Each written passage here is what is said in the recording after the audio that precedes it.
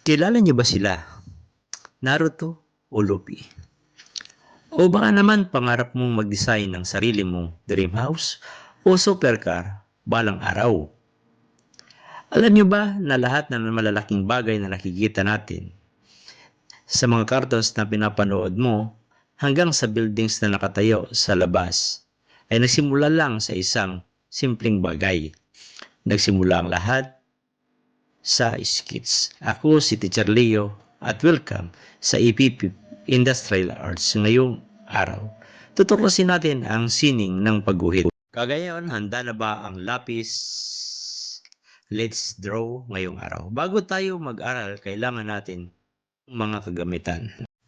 Ano nga ba ang mga gamitan natin sa pagguhit? Una, kailangan natin ng drawing board.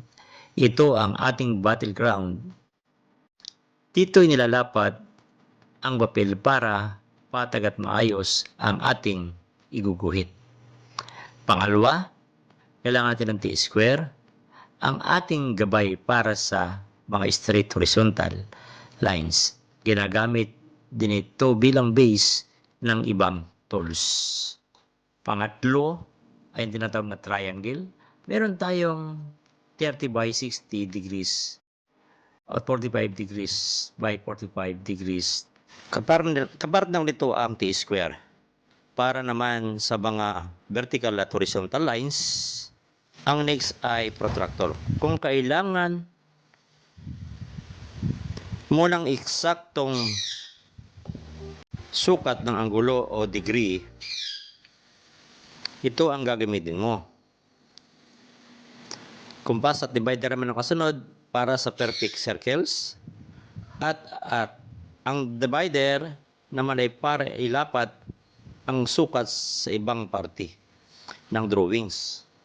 Triangular scale naman ay nilikha itong ruler na triangular. Ginagamit ito para lumiit o lumaki ang scale ng drawing base sa actual size. Siyempre, hindi nawawala ang lapis, drawing, pencils, eraser, masking tape para hindi gumalaw ang papel. At ngayong alam mo na at kumplito na ang mga kagamit, simulan ang drawing.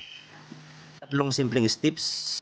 Ang una ay tinatawag na sketching, kung saan ito ang pinakamadaling paraan ng pagdodrawing, kung saan napaka-light lang nito.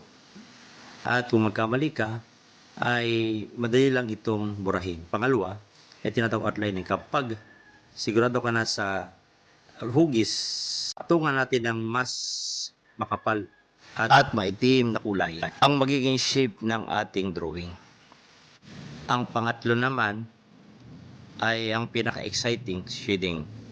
Dito natin binibigyan ng buhay ang drawing sa pamamagitan ng shading. Nilalagyan natin ng light at dark areas para mamukhang 3D o totoo ang bagay. Tandaan, ang pagiging magaling at mahusay sa drawing ay hindi nakukuha sa isang gabi. Ito ay skills na kailangan gawin. Plus practice na kailangan mo. Kaya naman, may challenge ako sa iyo. Kumuha ka ng isang bond paper at lapis. Pumili ka ng isang gamit sa bahay, halimbawa baso, at iguhit ito sa sketching, outlining at shading. Subukan nyo ang cross-hatching technique para sa shading. Muli, ako si Teacher Leo. Hanggang sa muli nating paglikha. Maraming salamat. Paalam.